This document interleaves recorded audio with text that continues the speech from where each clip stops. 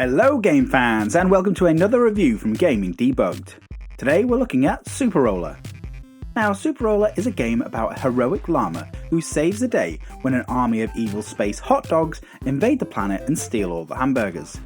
Superola must jump, fly, swim and use his burger powered laser puke to defeat the myriad frogs, moles, monkeys, birds and dinosaurs that stand in his way. No, I've not been hit in the head by something heavy, this truly is what Superola's all about. But is Superola alpaca crazy ideas that don't work, or is it a llama drama worth playing? Here's my review of Superola on Xbox.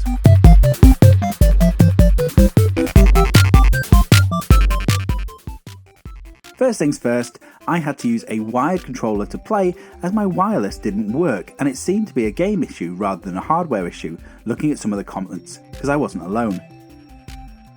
Superola Championship Edition feels like a game in which two Fiverr game developers were asked to make a llama game for $500 and then the buyer added more features to the one that they liked the most. There is literally two games here, an endless runner with illustrated cartoon graphics and a pixel art puzzle platformer called Alpaca's Redemption, both starring the white llama. The main game story is completely bonkers and you can see the subtle nods to various video games throughout.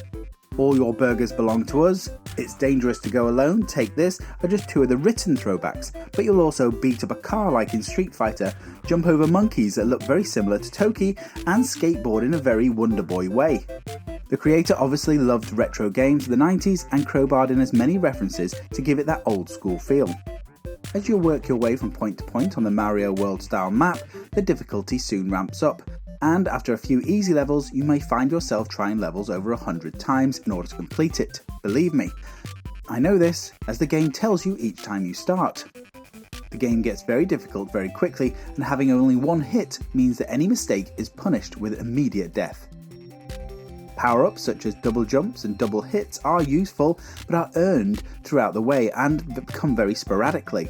And if you activate the double jump and die on the second obstacle, that's it, it's gone, it's spent, it's used. Superola is so frustrating, and yet has an addictive quality that keeps you playing 10, 11, 100 times more.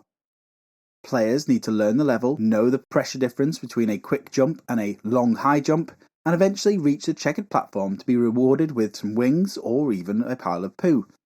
The graphics have a very cheap quality to them, with animations being limited to a few frames, but the whole game can be played in a retro pixel style for those looking for more of a trip down memory lane.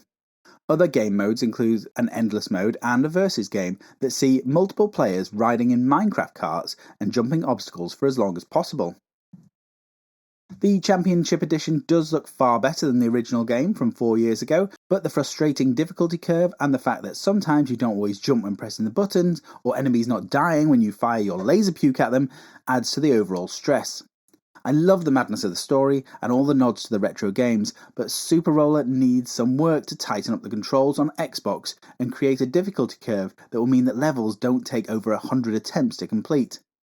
At $5 or £4, full price, you get what you paid for. Short-lived fun with some nostalgic gaming references to smile at.